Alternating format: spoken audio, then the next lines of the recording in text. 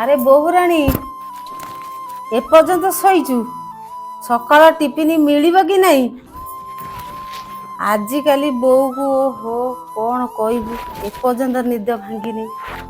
ନାଇଁ ମାମା କେତେବେଳେ ଉଠି ସାରିଲେଣି ଉଠିକି ରେଡି ହେଇସାରିଲେଣି। ଖାଇବାଟା ଯୋଗାଡ଼ ହବ ନା ନାହିଁ? ଆଜ୍ଞା ମା ବ୍ୟସ୍ତ ହୁଅନ୍ତୁନି ମୁଁ ଯାଇ ସାଙ୍ଗେ ସାଙ୍ଗେ ବନେଇ ଆଣୁଛି ଆପଣଙ୍କୁ।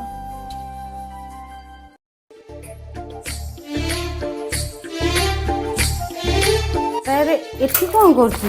ନାଇଁ ଗ୍ୟାସଟା ଲଗାଉଥିଲି ରୋଷେଇ କରିବି ବୋଲି। ନା ନା ଯା ଚୁଲିରେ ରୋଷେଇ କରିବୁ। ଆଜିକାଲି ବୋଉକୁ କ'ଣ କହିବୁ ଚୁଲି ରୋଷେଇଟା ବଢ଼ିଆ ଟେଷ୍ଟି। ଆମ କାଳରେ ଆମେ ସେ ଚୁଲିରେ ରୋଷେଇ କରୁଥିଲୁ ନା ଗ୍ୟାସରେ କରୁଥିଲୁ ନା। ଯା ଯା ଗ୍ୟାସ ନେଇ ଚୁଲିରେ ରୋଷେଇ କରିଦେବୁ ଭଲ ଟେଷ୍ଟି ଲାଗିବ।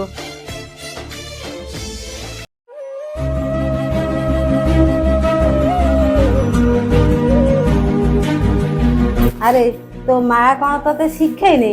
ଶ୍ୱଶୁର ଘରେ ସମସ୍ତେ ଖାଇ ସାରିଲା ପରେ ଖାଆନ୍ତି। ସଂସ୍କାରୀ ଘରର ଝିଅମାନେ ଏମିତି କରନ୍ତିନି। ତୁ ବସିଗଲୁ ଖାଇବା ପାଇଁ।